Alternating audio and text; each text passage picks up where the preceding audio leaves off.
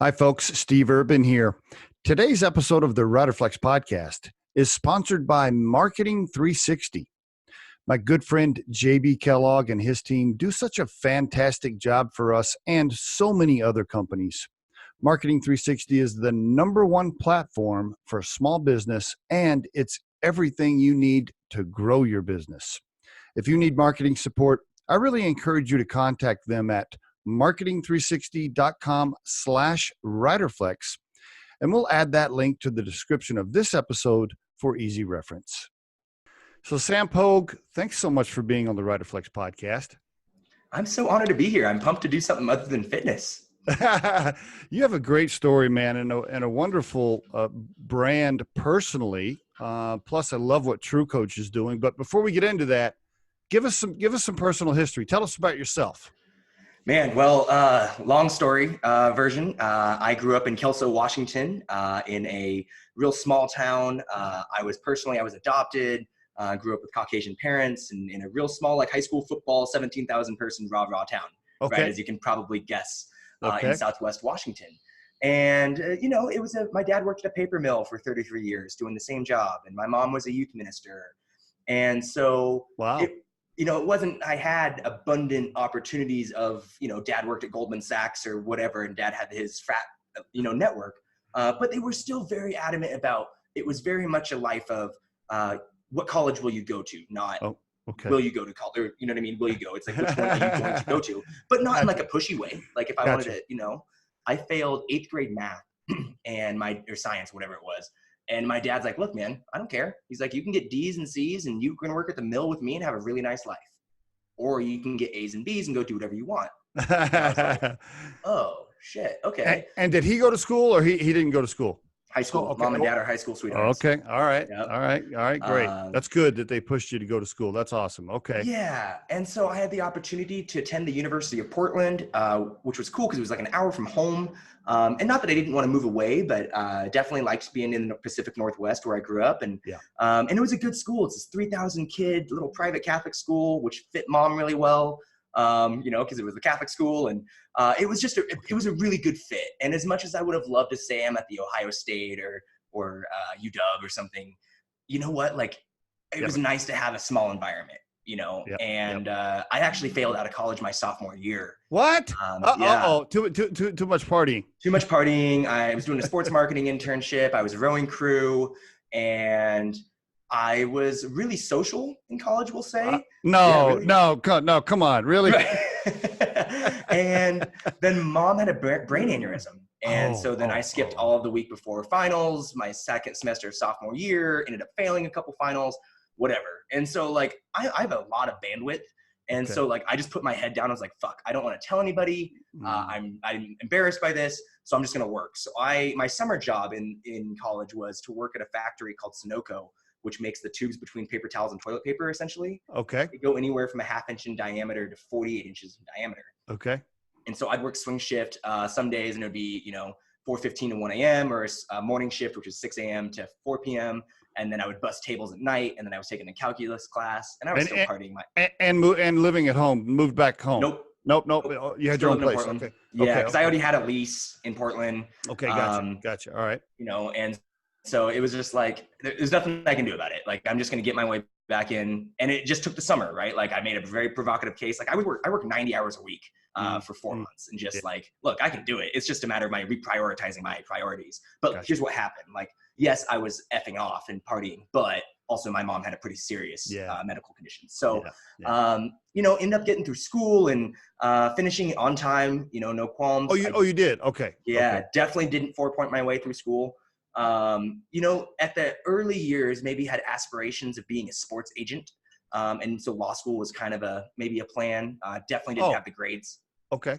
All right. To go do it. So it wasn't even something where I was like, I wasn't bummed about it. Like if that started creating a path in front of me, I'm down to start walking down it. Mm-hmm. But I'm also very much a person that like, hey, take what's right in front of you, because that's the path you need to learn. But communications and marketing was where you were headed early on, though, just based on your personality and what you loved to do. Yeah, I mean, if you guys know what DECA is a business and marketing club in high school, and I was a super DECA dork going to national competition. Okay. And in undergrad, I was in, a communications and business major. I was in the entrepreneurship club, and, went to Peru and New York and Kansas Gotcha. City for elevator pitch competitions, business plan competitions. And I got yeah, you. Okay. yeah. And plus you were into fitness and sports the whole time too. Did you play football and other things in high school Played or baseball. okay. My childhood dream job growing up was to own a Major League Baseball team or to work in Major League Baseball in some capacity. Okay. Huge baseball fan. So okay? you're big sports guy. Okay. Got it. Big sports guy. It's all tying together. Yep. And but and like I was undersized. I was not big. I was just athletic, and I could keep up, and I worked really hard. Okay. But while I worked really hard at the sport, I wasn't the kid that went home and did push-ups every night to get bigger. Okay. Right. I would work really hard in practice, and then I would do something else. Gotcha. And so, I thought that coming out of school, I was going to end up running, marketing for Nike baseball and, being golfing with Ken Griffey Jr. on the, that's what I ended up kind of thinking once I got in school. I like that goal. Okay. Yeah. That's good. That's good. By the way, real quick because you're about to step into career, do you get your personality and your people skills from your mom or your dad or both? Both my parents are hyper introverted. They don't really like my dad doesn't like the go in public. My mom's more of a doer behind the scenes and like orchestrator. Wow. Okay. Wow. Wow. All my grandpa was on the city council. And so he was very much, and my grandpa was my best friend as a kid. Okay. Great. So we'd go around and everybody knew Joe, shaking his hand everywhere. Okay. That's where it comes. That's where it comes from right there. Then my mom being a youth minister, that means I was at church all the time because that's where I go after school. Well, there's the elderly crew, there's the special needs crew. I ran Bible camps. And so you learn how to talk to adults as a young kid. Great. And I'm an only child, but all I had around me was high schoolers. Okay. Okay. And cool. So, I was wondering where all those awesome social skills you have kind of transformed. That explains it. Okay. Cool. Yeah. All right. So your senior year, you're getting ready to graduate. Walk us through your career now, just a little bit. Well, I got the fortunate opportunity to graduate in the amazing year of 2008. When it wasn't just hard to get a job in your field, it was hard to get a job in general. And that whole aspiration of going and working for Nike and running, whatever, ended up becoming 3 months of unemployment looking for a job. And it was tough because, growing up in a small town, people didn't go to college. So my parents and I didn't really know, like, you go to college, you get a job. I come out of college, I don't get a job. And it's like the worst economic time ever, let alone one. And mind you, my goal through college was to work in every industry before I finished. So I did the manufacturing job with the paper towel tubes. I did retail, nonprofit, sports marketing, and just tried to so that way when I got out of school, I'd be like, look, I have ground level experience in this field. Right? Because companies like McDonald's were revolutionizing management back then because you had to work the ground level in order for you to be a senior level exec at McDonald's. That's right. Yep. Which was great. That's awesome. Whether they started there or not, that's different. But to say you've taken some orders and taken some crap, that's a whole different ballgame. Yeah. And so, coming out, it was like, oh, no job. Okay. And they don't teach you in college how to go get a job. I don't know what type of jobs I'm supposed to apply for, director, associate, whatever. So I'm just Craigslisting. This is before LinkedIn and all that stuff. Totally. And so I just don't know. And then I'm going on some of these random stupid interviews, selling door to door, booklets of coupons and crap like that. And I'm like, oh my gosh, punch me in the face. Now and by the way, are you running out of money at this time too? Is this ramen noodles? Mom and dad are still helping me. Okay, all right. Yeah. I mean, definitely living with 5 dudes and swapping bar tabs for electric bills next month, kind of thing. Or let's play the beat the bank game gotcha. With all breakfast right. in the morning. All right. And so finally get a job selling memberships at 24 Hour Fitness. And all right. I was really, part of being the marketing guy and having my personality, I knew I could always sell. Right? Selling raffle tickets, crap like that. I was the best at that shit. Right? Because I just will walk up and talk to you. Hey, would you like to buy some candy? Yep. Would like to buy some candy. Yeah, thanks for asking. And someone else is like, how'd you do that? Chances are he wants candy. So I have a product. Anyway, so it just, getting into this job, it was tough because I ended up taking a job I was underemployed. Yep. overqualified, underemployed. Okay. All and right. I'm working for a kid that didn't go to college. Yep. He's a sales manager. And I really feared getting stuck in sales with my Okay. personality type. Okay. Right. Like I didn't want to be like, because if I met you in the first 5 minutes and I was a recruiter, that's where I would slot you as sales. Totally. Right. Just gift a gab. Yep. But I don't like volume sales. I really prefer like high level market networking and channel sales. Okay. So anyway, I'm really pissed off. I'm like, just F, man. Like, this is stupid. Like, what, like, how do I not get the job? Right. This person got a job. That person got a job. I didn't get a job. And, I'm sitting there and like, oh my God, this fucking sucks. And I was like, wait a minute. At least like I do like fitness. And while I did play sports, I didn't like lift. I didn't go lift weights. Oh, I see. Okay. And so I just did active things. Okay. And so getting there, I was like, all right, you need to have a better attitude about this. You need to go learn something while you're here. So I just started hanging out with the trainers and started learning about training and lifting and talking to their clients. And I was like, because the gym training game back then was kind of phone salesy too, but there wasn't enough volume. Like you didn't have like a dice or something that you could start, or like a monster that you're pumping through some leads. Okay. You could do the phone book, but like I also was really against that style. And that was really hard for me to do. So I was like, wait, if I go meet the people who are really invested in their fitness, chances are they're going to have other friends that want, you know what I mean? So the trainers' clients are going to probably come to me for their friends and stuff to get memberships rather than, so I was like, oh, this is a way better funnel for me. Right. And so I'd like leave the desk and just go sit and load weights and hang out and learn and program. And then I started working out more. And one of my good buddies, Tony Gracia, who owns Industrial Strength Gym in Portland, early mentor for me. And I was going to go watch him compete in a strongman competition in Lincoln City back in 2009. Okay. And he was like, dude, why are you going to watch me? Why don't you just compete? And I was like, I don't know how to lift. Like, I don't know any of those things. And he's like, who cares? So I did it, and it was a local, small, but I took second. Oh, you were hooked. I was like, oh. And so then I was like, because I've never been strong, right? I was 115 pounds when I was 15 years old. Wow. Okay. Right. And so then all of a sudden, like, ooh, I just like lifted this 175-pound weird bar that I've never lifted, jerked it over my head 26 times. I was actually kind of good at this. So then it put me down this funnel of powerlifting, and it was like, oh, I'm built like a South Park character. So really short and squatty. And so like lifting heavy loads, really short distances is kind of easy for me. Gotcha. I see. Versus like a 6'9" dude, just less distance.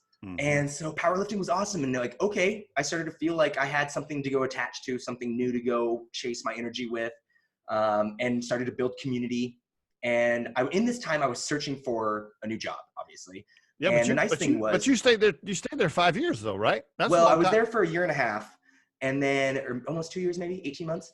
And then finally got my first big kid job at Slingshot Sports, which is a kiteboarding, wakeboarding, stand-up paddleboarding, action sports company. Okay. Because Tony, the guy I just mentioned who owns Industrial Strength, his now wife, Mira, who's another great friend of mine, helped me get a job at this action sports company. I see. Originally, I was hired to come on and do marketing with her. Then at the end, they switched. We're like, hey, man, we don't really have the headcount to do marketing. Could you do wakeboarding sales? Sure. Okay. Understand that I don't go wakeboarding. I can wakeboard. I can get up and I can ride, and I can eat shit incredibly well.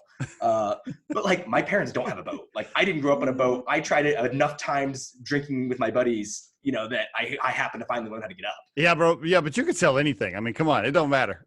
So 2 months in, I get let go for not being bro enough. Oh, really? Really? Yep. Wow. And I've never been cut. Like, if anything, I made teams just because I'm a good like energy for the team, right? No, I wasn't talent wise there. But this was a friend of yours. And so I'm like, she helped me get me the job, but it was the CEO. Okay. I mean, we were like 15 people. Okay. And so I'm like 22, 23, somewhere in there. And I'm like, I just got fired. I don't know what to do. So I'm like driving back, and I was commuting 90 minutes each way from St. John's, Portland to Hood River, Oregon. Okay. And good drive. And so I've got to go train. So I just went to the gym and went to go work out. And my old fitness manager, Rusty Sandusky, he walks in, he goes, what are you doing here? I was like, I just got fired. And he goes, I'll pay for your first certification if you want to come back and become a trainer. And I was like, yes. Okay. Yes. That was great. And then because I came from the membership side, I knew how to do the sales. I knew how the game worked. And like, I've already got the personality to do it. Yes. That I was a full-time trainer within 3 months when it takes most coaches 18 months on average if they survive the 75% attrition rate within the first 3 months of getting into being a personal trainer. Now, all of a sudden, you're a performance coach / trainer / sales guy all together. Well, kept trying to get out of training, took a new job in recruiting. Why? Why'd you do? Okay. Because I did a day where I trained 15 sessions in one day. And I was like, I'm 24. This is fine when I'm 24. I can't do this at 34. Not with kids. I got you. Okay. So and then I didn't want to be management. I was like, this is dumb. So I was like, I need to get out. And I was flirting with Nike and Red Bull. I even flew to Oakland for the day for Red Bull. And then my buddy's wife owned a staffing agency. And they're like, hey, come on board here. Big commissions, health insurance, 5 weeks vacation, PTO. Whoa. And I was like, holy shit, great. This is awesome. Yes. And yeah, they treated us really well. And I was employee number 7. But it was, heavy commission job. And it was something I couldn't really take on by itself financially, just to go take up that level of commission. But I had training. So I'm like, okay, I can train in the mornings and the evenings. So I trained a client every morning from 6 to 7, went to work from 8 to 5 as a recruiter, came home, trained to 6 and to 7 p.m. I was on the board of a nonprofit called Portland Youth Builders, starting up with a second program called Chemo Pals through Children's Cancer Society. And I had a semi-pro wood bat men's baseball team that I managed and played on. You're a busy guy. Now, let me ask you something. The training you were doing then, was that your own LLC?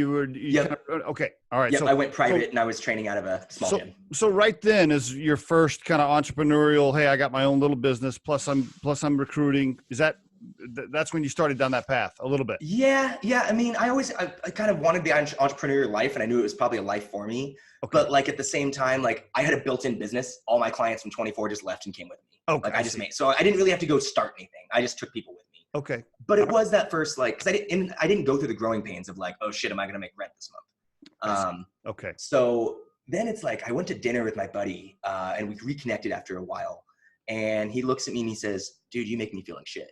He's like, you have 2 jobs, you play baseball for fun, you work with 2 nonprofits, and you don't miss a weekend away with all of our friends. What's the highlight of your day? And I sat there and I was like, shit. Ooh, that's a good one. I don't have a highlight. I'm just going through the motions. I'm just really good at being busy. And I have so much social bandwidth that I can go longer and farther than most people just off energy alone. I believe that. Yeah. And so I was like, all right. I've always wanted to move away from the Pacific Northwest. I don't really love recruiting, but it could get me away from the Pacific Northwest because we had other remote employees. Okay. So I went to my boss at the recruiting agency and I said, hey, Joel, look, I love working for you. I hate this job. But I also think it's unfair that I give you 10% of my time. I'm in the door at 8, I'm out the door at 5. I'm not doing anything extra. I literally am just good enough to stick around to help build this. So my solution is, let me go work remotely where I can give you 100% of my time without any of my other distractions. And let's see if I'm good at this. If I am, great, you win. If I'm not, you need to stop wasting your money and I have to stop wasting my time. Bold move. That's a bold move. I didn't know. I was amped up, man. And he just goes, okay, tell me where you end up. And I was like, oh shit. Okay. Cause I'm just expecting, no, figure it out. So then I'm going, I have to go somewhere now. Like I can't do this song and dance and not move. Mm-hmm. So I'm debating between Chicago, New York, Austin, and Boston. And I only choose Austin because the other 3 states and cities are going to be cold as F because I moved in November of 2014. I see. So I moved my butt to Austin, Texas, and was the very first member of this gym called DeFranco's Gym at the Onnit Academy. I used to follow this coach, Joe DeFranco, really heavy, who merged his gym with Onnit, which is part of Joe Rogan and Aubrey Marcus. That's okay. And I was the very first member of the gym when it opened up on December 1st, 2014. Wow. 6 months later, I came on board to work there, overseeing the education system, later moving into overseeing strategic partnerships, bringing in partnerships with Exos, Equinox, Gold's Gym, UCLA, teaching the education system, speaking all over the country. Last year, I flew 67 times before October. And it also provided me the opportunity to now train Jake Arrieta, who is a starting pitcher for the Philadelphia Phillies, former Cy Young Award winner for the Chicago Cubs and World Series champ. And last year, before I moved to Boulder, I was at spring training with him. And we're walking out to go watch his first bullpen of the spring. And Dan Plesac, a Hall of Fame pitcher, walks up to me. He's like, hey, Sam, it's really good to see you again. How you doing? Oh, okay. Hey, what's up? And he goes, God, your boy's looking like a monster. What'd you do to him? And I said, I just give him someone to talk to while he works out. Like it's the game. And then, Gabe Kapler, the manager of the Phillies, comes up and grabs me. He's like, hey man, just really love having you around and really appreciate you being here. And I'm just like, holy shit, where am I? And, getting to know the guys more, because I was around last year, the year before too. And then we staying with Jake, we'd go fishing and riding jet skis around. And I'm like, you know what? My childhood dream job was to work in Major League Baseball. You're almost there. I mean, you're kind of doing it right there. Yeah. Is better than working for the team. Because with the team, I don't have this guy who's one of my closest friends now that I go fishing and hanging out with. I'm in Boulder, Colorado right now, where I live, working for TrueCoach. But I'm about to leave on Monday to go train him for a month before he goes to spring training. So I'll work remote. So when you were at On It Labs, did you think about leaving there and just doing your own thing where, hey, I'm just going to coach professional athletes and I'm going to have Sam Pogue, enterprises, or no? I honestly have no desire to train full time as my thing. I see. It's fun. I love it. It's something I'm really passionate about doing, and I love coaching, but I wanted something bigger. And so at On It, I got to dabble in a lot of everything. On It's a marketing machine. And for those of you guys who don't know, On It's a supplement, fitness equipment, fitness education company based out of Austin, Texas. And a big arm of it comes from Joe Rogan, who is the majority shareholder in it outside of Aubrey Marcus.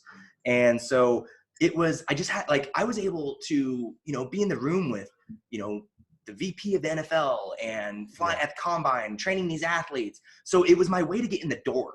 Okay. But I also come from a really attuned business background. So I'm able to really dive into good businesses, bring the partnerships in, the biz dev. Well, On It, because it's so marketing focused, I learned a ton about digital marketing. I see. And personal development. Now that's a pretty cool company to work for. Plus you were living in Austin, Texas, which is an awesome city. Why the change? Well, had 4 great years On It. Longest place I'd worked in a long time, consistently. Okay. And, I was super happy there. And all of a sudden, a couple years ago, I went to a mastermind, the Barbell Shrugged Mastermind, which is another big podcast. And I met my now CEO at this mastermind. And, come this last October, he sends me an email. Hey, Sam, I'm looking for a guy that's got a huge network in fitness, can talk training, can talk business, is used to traveling. Do you know anyone? Yeah, I know somebody. His name's Sam Pogue. Yep. So they made me an offer I couldn't refuse. And so I got to be employee number 9, come in and build a brand strategy for this. TrueCoach is a technology platform for personal trainers to deliver custom programming to their clients, either in person or online. And so being that now my experience works really well for me, I really wanted to be in the brand strategy consulting kind of realm. But now I just went through and I took a career of training and fitness and worked my way as much as I could and then made the hop over. Because at the end of the day, it's all skill sets. It's all the same game. It's just different markets. And now you've been at TrueCoach for about a year? Just hit a year about 5 days ago. So you've lived in 2 of the coolest cities in the country, right? Austin, and then you moved to Boulder. I mean, come on. That's pretty good. I would say Portland, Oregon's up there. And Portland's right. I mean, top 3. I mean, those got to be, in the top 5. You've lived in 3 of them. Yep. And so you were employee number 9 at TrueCoach? Yep. And how many employees now a year later? 26. Wow. On it, I was employee 42 when we were a $30 million company, and I left and we were over 200 people at 90 million. That's great. I mean, you have experience growing a brand, obviously. All those things are super valuable. So let's talk about TrueCoach a little bit. You touched on it, but can you give a little more thorough overview, TrueCoach and why people should use it and how they go about signing up? Go ahead. Yeah. So the big thing with TrueCoach is, whether you're online or in person, to be able to scalably deliver high-end training is not really set up for success, because most coaches aren't able to charge an hourly rate enough that allows them to make the real money that they make and survive all the attrition in the industry, right? Okay. So going online allows you to not have to just focus your network on your local area. If you're a trainer in Boulder, Colorado, you're really only training people within a 3-mile radius of your gym. I see. But if you go online, now I have the opportunity to train someone in Iowa, right? And I can still deliver them a really high-end product, because if I'm training you online, you're going to get the app. And so all right, Steve, you got to do 3 sets of 5 of back squats. You're going to see a video of me back squatting. You're able to put in comments and we can message. You can shoot me a video and show me what your back squatting is. So we can have a really nice dialogue and give you really consistent, high touch coaching. Right there on the phone. I'm looking at my phone. I'm back and forth on my smartphone with you, my trainer. It can be live, right? If you're at 10 a.m. and I know you're going to go work out at 10 a.m., we can talk. But it also allows me, if you're in London and we're 8 hours apart, right? You can just like, hey, I maybe I didn't understand what you meant by this. Here's what I did. I see. You can correct me. And so, I mean, we lose so much, in the communication barrier game, right? Mm-hmm. And, this just provides a really nice, clean platform to do it. Additionally, it's like it looks like a Google Calendar, right? And you open up a tab in a day and you open up and like, oh, you just start building the workout. Oh, and it's smart. So you start typing squats and it pulls a video up of a squat. You can either upload your own video or we have 1,000 of them in there for you. And it automatically emails your clients that there's a workout in their app if they want to digest it. So that way you don't have to do all the emailing. You can now charge your clients directly through the app. So you don't have to use Square or Venmo or PayPal. You can do everything from one major platform.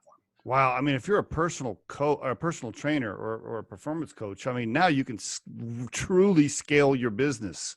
I mean, Totally. like you said, you just couldn't before. I mean, you can only drive so far. Yep. I mean, hell, now you can have hundreds of clients all over the world. Wow. Okay. With no competition, TrueCoach, nobody else was doing this. No other platforms. Not that I want you to mention the competition, Yeah. but I'm just curious. Nobody else was doing this. There's actually quite a few other platforms out there. And actually some of them are even more fitness focused than us. They're definitely like, they kind of block you into a certain style of programming, right? I see. Whereas ours is open-ended blocks, right? I could maybe make your workout to drink 9 glasses of water and do 75 push-ups in a row, right? Like it doesn't need to be anything. We have a guy that uses it for men's style coaching because you can upload your own videos and the client can upload videos. So there's nothing that says it has to be exercise related. So it's pretty cool. Yeah. Okay. And who pays the fee? Is your customer the personal trainer? Yep. Okay. And does the person? We're a small business. Okay. All right. And the personal trainer, they don't charge their users a little monthly fee to sign up? No, because it's free for their clients to use. And we want to be able to offer a product that makes the coach look better, right? Because really, like, let's talk about marketing for a second. When a trainer is buying TrueCoach, they're not buying a software platform that allows them to plug workouts in because they have Microsoft Excel or Sheets or anything they want for that. What they're buying is something that systematically allows them to scale their business. So what they're really buying is financial freedom, right? Yes. Buying this app means like, oh, I can train more clients in less time. That means I can like sit on the mountains and go snowboarding and like still make the money. That means I can take that cert I've always wanted to take. That means I can take vacation with my family. I can live wherever I want. I'm not bound by anything. Well, right? How does it hurt you? I'm not sure how the business model works, but what if I'm a personal trainer and I have 10,000 users on your system versus a personal trainer that has 100?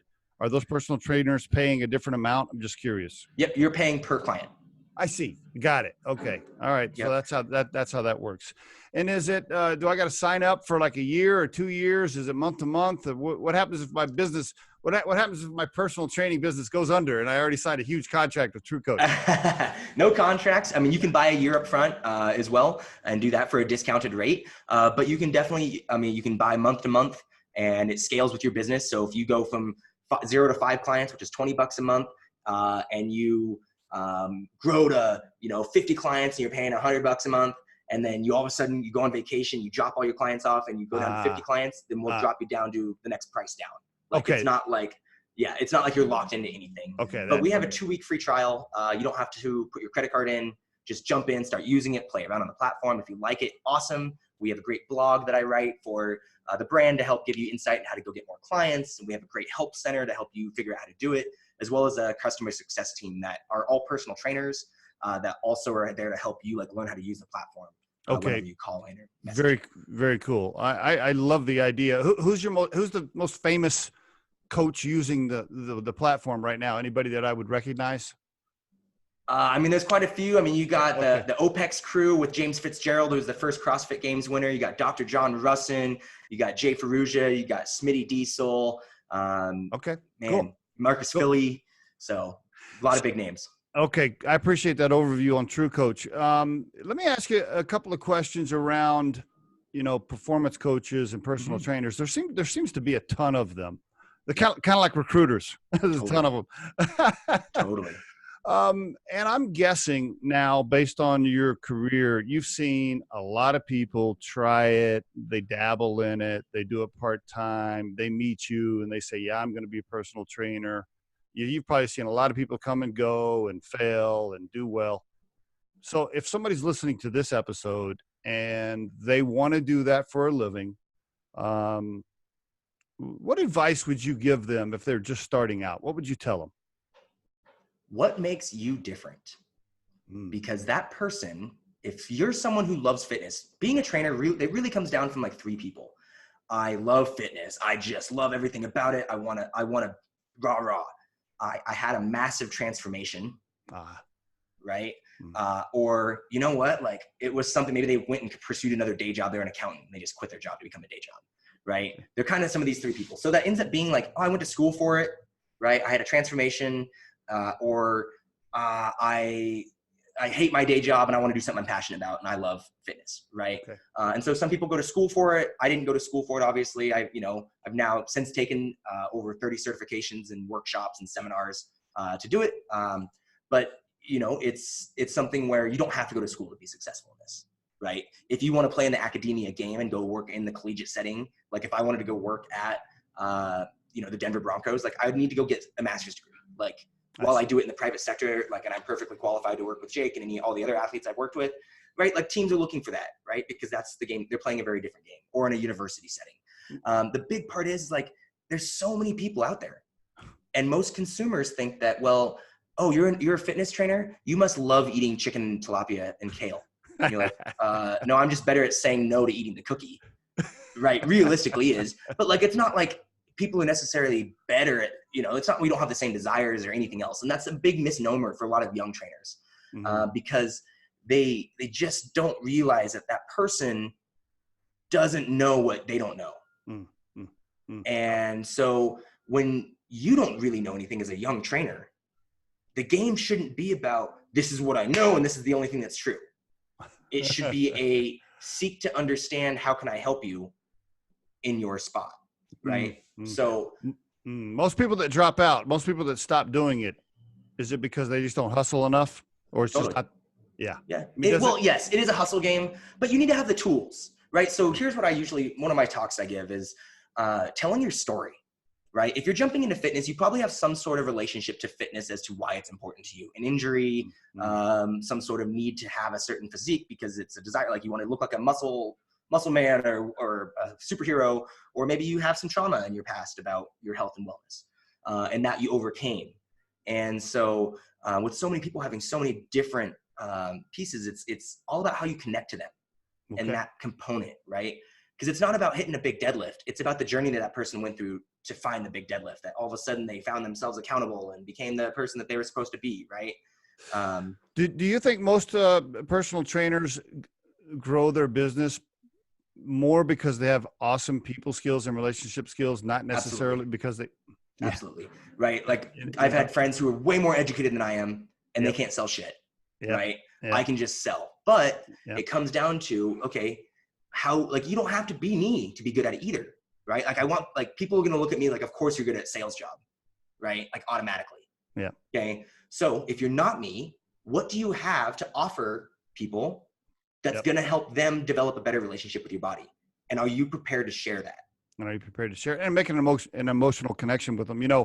You lived in Austin, and at one point in my life, I took dancing lessons when I was single so that I could pick up chicks faster. Nice. And that is not a dumb move. And I remember Buddy saying, "Well, why do you go to that specific coach for the lessons?" And I was like, I don't know. I like her. I had no idea if she's the best dance coach, right? Totally. But I liked her. And so I would just think that personal trainers are the same. Like if you like them, if they have great people skills and they make you feel good about yourself, I'm sure you can grow your business. Of course, now these days, it also ties into what are they doing to build their personal brand online, and do they know how to use social media? So that walks us into the next thing I wanted to ask you. I mean, when I was doing my homework on you for the podcast, I mean, you do such a fantastic job of not only the work you're doing for TrueCoach, which is awesome stuff, but your own personal brand. I mean, you've done just such a nice job with all the social media platforms and your own website and your own podcast. So can you give the listeners a bit of advice? And maybe this is not necessarily personal trainers, anybody that wants to build a personal brand. What would you tell folks starting out? How do I get out there in the marketplace and build a personal brand and get a following? Comes from the same exact line as what you need to be a good trainer is, what's your story? What have you gone through that's unique in your life that's going to connect to other people? We just came out of the information wave of the industry, right? Building IT, right? Getting the infrastructure, getting fiber optic laid out. But now we're moving into the knowledge era, where we're seeing industry change. The new blue collar job that my dad worked is now the server admin at an Amazon farm, right? Like that's your new like mill worker, because we don't have mills in the US anymore, right? And so we look at like, well, now it's like, it's very specialized. You don't have to have, if you want to be a t-shirt company, you don't have to get your thing in Sears, in the Sears catalog, right? You can straight up build a cool enough brand that connects to people through a social media platform. And all of a sudden people can buy it directly from you. You can do it from your living room and have a drop ship service, or you can go do the mailings yourself, right? So while business is easier than ever to get into at this point in time, right? It really is.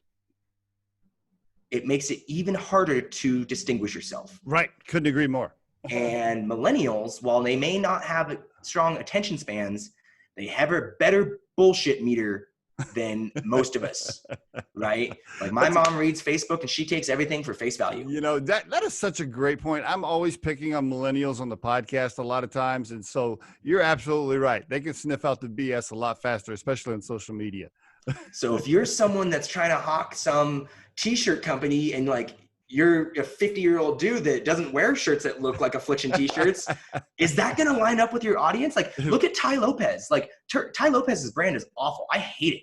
But I'm not a 19-year-old kid that cares about Lamborghinis and Ferraris and chicks on hoods of cars, right? So that marketing doesn't work on me.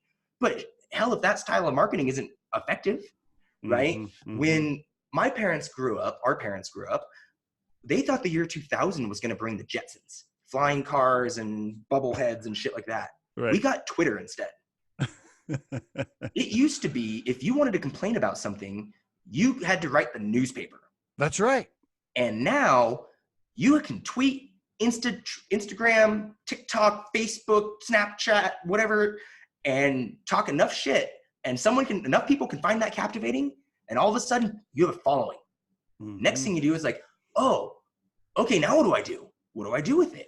Right. So that's a great question. So let's say I'm a personal trainer and I'm a good looking guy or girl and I'm in super great shape and I'm super attractive, whether I'm male or female, don't matter. But I'm and all of a sudden I got 100,000 followers on Instagram. Okay, cool. I got 100,000 followers. So what the hell do I do with that? Well, it comes down to, what do you want to do? And what does your time and your effort scale allow you to do? And this works in the same way if you're a trainer.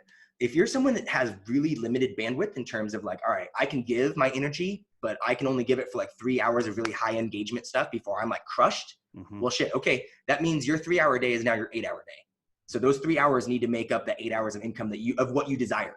So if you desire to make $100,000 a year, well, yeah, that's $50 an hour if you work 8 hours a day, but you're only working 3 hours a day. So what does your hourly need to be at working 3 hours a day for that amount of time? Okay. So then it turns into, well, okay, not everybody's good at get the gab thing that can converse. That's right. Great. Don't do that. Right. If that's not your thing, don't do it, because Steve and I will both tell you that podcasting is way more work than you anticipate it is when you start. Can we just take a pause right there? Yeah. For all those people out there thinking, I'm going to start a podcast, I always laugh to myself and go, you have no idea how much time and effort is involved in doing a podcast. Oh my God. Yeah. It's, yeah, we could do a whole nother episode on that. Totally. So now it comes down to like, okay, let's really understand yourself, because if you have to go do something that draws negative energy from you all the time, and it's something extra, like you ain't gonna want to go do it, given your choices, right? And the difference between being an entrepreneur and going and working for someone, like you gotta want to have that hustle, right? Yes. Like if you don't have that, like you can see behind me, there's a poster board sitting on the wall. Around my apartment are all of my business units of different projects I'm working on, I love email that. drip funnel, sales videos, products around my apartment on poster board, because I need to know I've already thought about it. I processed it. I can go write something down, and at least I know it's there, because I'm super scatterbrained.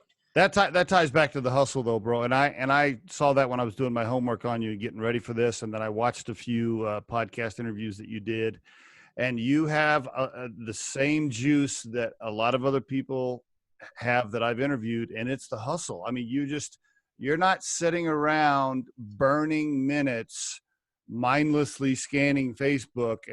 You're like, no, dude, I'm making lists. I'm preparing my next move. It's the hustle. And anybody listening to this podcast, if you want to be successful at being a performance coach or a personal trainer or whatever it is you're doing, you better be ready to kick ass and get up every single day and hustle, because money just don't start falling out of the sky just because you did a social media post.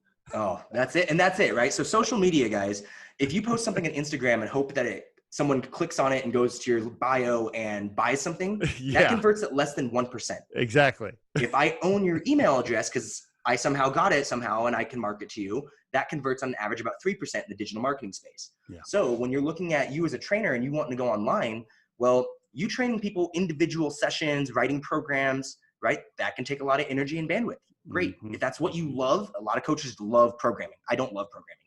Then do it. But make sure that the money you're charging backs up the amount you need. And if you're someone I can only train for like program for 5 hours a day before I'm toast. Great. You're done. You need, okay, that means your 5 hour needs to be your 8 hour. Well, I can't charge $500 an hour. Well, you better go educate yourself and find the market that does, right? Because if you're just another coach that says, I help people lose weight, well, that's not captivating.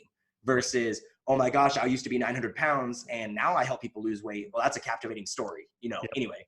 So figuring out what sort of bandwidth you have. Is a podcast right for you? Is a newsletter right for you? Is a blog right for you? Is social media? Let's be honest. Hey, if you're going to play the social media game, you're up against some hitters. Some of these people that you see with these accounts that have, my buddy Hero, who's got a huge yoga account. He was a photographer before he was a yoga influencer coach person, right? So producing a really nice curated Instagram was super easy for him, right? Whereas like my dumb ass is having to learn how to I have to go learn what ISO and aperture and take him, and try to do this myself and okay, I just want to pay someone, right? But like that person has a whole different story to them, right? I played the fitness game, but I wanted to be in the brand strategy game. Yeah. Now I've gotten to the point that I'm able to play in both spaces. You mentioned something there that I think is critical. You do have to decide, all right, how much bandwidth do I have? What am I passionate about? And which one of these platforms or things do I want to do? Because you really just can't do everything. I mean, if you're trying to be, hey, I'm going to have the best photos for Instagram and I'm going to have the best podcast and I'm going to do, I mean, you really kind of have to say, hold on, there's only so many hours in a day. And here's what I'm going to do really well. I'm going to knock out these 4 things. I'm going to kick ass at these, because you got to be careful with today's social media and everything you can do online. It can suck you into where you're doing 10 things half-ass. I definitely believe that. Well, and who's your audience, right? If my audience is 55-year-old men and women, then I'm probably going to testimonial style print media, long form on Facebook. If I'm marketing to 19-year-old girls, I'm probably going to TikTok and doing funny whatever faces and whatever outfits. Yeah. Of course, I would think the personal trainers, TikTok might be a channel for them with the little short clips, but I don't know how long it's going to be 18-year-olds doing funny dance videos. But well, I mean, who pays the bills, right? A lot of trainers grow up wanting to train athletes. Exactly. Right? Yeah. Athletes don't pay your bills. I train one Jake Arrieta. I've trained thousands of husbands, wives, brothers, sisters, cousins that don't have desk jockey jobs, right? And so while this is really cool and I take a lot of pride in it, I went and flew out and surprised one of my former clients for her baby shower, and I haven't trained her since 2014. Now that's really cool. Now that's the kind of relationships that matter and that will help build your brand right there. Referrals, references. Totally. That's super. So where does Sam Pogue, I mean, does he just helps grow TrueCoach up until it gets bought by somebody for $1 billion and then he rides off into the sunset and retires? What's the future for Sam? TrueCoach, definitely get acquired, right? Or whatever that ends up being for me. Like I definitely came over for an equity stake and to come in and definitely, be here. And I want to crush. And because that's my final chapter, right? Like I've got all these cool things I've done in my career. I've taught workshops at the NSCA, I've trained these athletes, spoke at these places. But then I took a brand from, 2 million to X, right? In 4 years. Cool. Like now it's like, okay, because I don't want to work for anybody else again. Yeah. Right. I used to want to go work for a Major League Baseball team. When I got to TrueCoach, I was thinking that, okay, I'll crush here for 4 or 5 years. And then if Portland gets an MLB team, I can go back and be like the chief of marketing for the Major League Baseball team in Portland. I see. But now I'm like, I realize, so now I'm like dedicated. Like I'm very clear that I want to get, because I haven't been doing my personal brand stuff. I post on Instagram here and there, but like now I'm like, okay, I want to have my first info product, single cell info product up for sale. I need a monthly newsletter up and going. I need a blog that I can commit to up and running for, channel for marketing. And then, so the program is called BLF Performance. It's a body, lifestyle, food performance program. It's all about habits and just starting, right? You are an entrepreneur. You are an entrepreneur at heart. It's in there. You're an entrepreneur. I mean, you're doing a great job, I'm sure, as an employee but you're an equity holder, so that you kind of are an entrepreneur at totally. TrueCoach, right? And so, but I can see deep down you're an entrepreneur, and that's why you've done such a great job on your personal brand.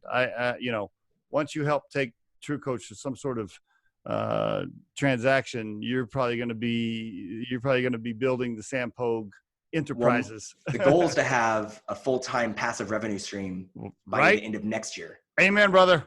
So, and then that way it's just like, all right, that's my side hustle is working. And so by the time I leave, I just walk into whatever I want. How about coming on over and just helping out Riderflex build up their podcast and giving us some advice over here? Let's stay close as things develop. Absolutely. Where are you here in Denver? Yeah, I'm in between up near Loveland, up north. So in between Fort Collins and Denver. Yeah, man, let's go grab lunch or something for sure. For sure. One last question. Love your energy, man. Really. Thank you. I mean, your people skills and energy are fantastic. Now, I have met people like that then they don't have the work ethic and they're not organized enough to actually get shit done. But you obviously have those two as well. If you put all 4 of those together, boom, the sky's the limit.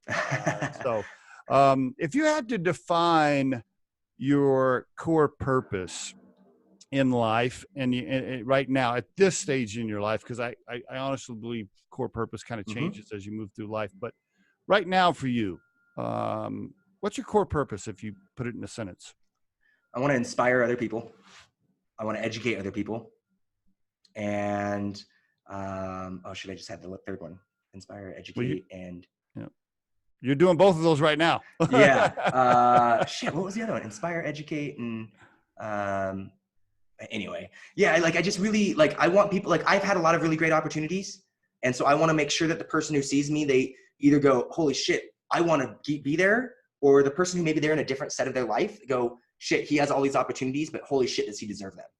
I don't want anybody looking at me ever saying oh God, he wasted all that opportunity, right? The opportunity I had on it, I don't want any of these other, because I hated watching people be like, you have so much here and you do nothing with it, right? But I want people to hey, I love having people I started reading because of you, and I'm working on my time management because of you, and I'm doing this because of you. I love that. I'm putting lists up on my wall because I watched the podcast. And then educate. Hey, all right, I not only want to inspire you, but I want to back it up. Let me show you how. Let me help you. That's good stuff. So, by the way, if anybody wants to look you up and study you, right, it's sampogue.com. Correct. Is the website. Anything else you want to mention? Any other, how about the podcast or the YouTube page? Anything else you want to mention? Yeah. I mean, right now the podcast is kind of in limbo because I'm trying to hire an agency to help me, but it's called Fitness Break Room. And I interview fitness professionals and athletes around the world. And I want them to tell me their story about how they lived in their gym for 3 years because they couldn't afford to rent in 2 locations, not because they have 100,000 followers on social media now. Tell me how they used to get their ass kicked because they were a fat little kid and that's what made them lose weight. And then now they are this, that. That's the story I want to hear because success isn't about followers. Right. I mean, I just had somebody tell me the other day, I think the quote was, 10,000 likes is great, but if it's not leading to sales conversations, it really doesn't mean anything. Yep. Likes and followers aren't customers. Right. Exactly. Well, Sam, thank you so much, sir. I appreciate it. Congrats on everything you've done, not only in your own life, but everything you're doing over at TrueCoach. I appreciate your time. Let's connect soon. I'll send you a follow-up. We'll get together for happy hour for sure. Of course, sounds good, my friend. I'm guessing you don't eat too many chips and salsa and junk food because you're in pretty good shape. But no, man, I have a whole thing around. I love to tag this thing on Instagram called "Be Less Fat." I'm just trying to be less fat today. Be less fat. Sometimes it's a salad, sometimes it's a burger. That's what I'm doing. Trying to be less fat. Thank you, sir. Talk soon. Thanks, bud. All right, buddy. Bye-bye. The Riderflex podcast features entrepreneurs, business executives, and the stories behind how they got there, as well as daily tips on career advice and job interviews. Our show can be heard just about anywhere these days, but you can visit riderflex.com and click on the podcast page to hear all the previous episodes and learn more about the recruiting and consulting services we provide. Contact us at the email address info@riderflex.com or 888-964-5876. Thanks so much for listening, and if you enjoy our show, please be sure to subscribe to our channel and like the episodes.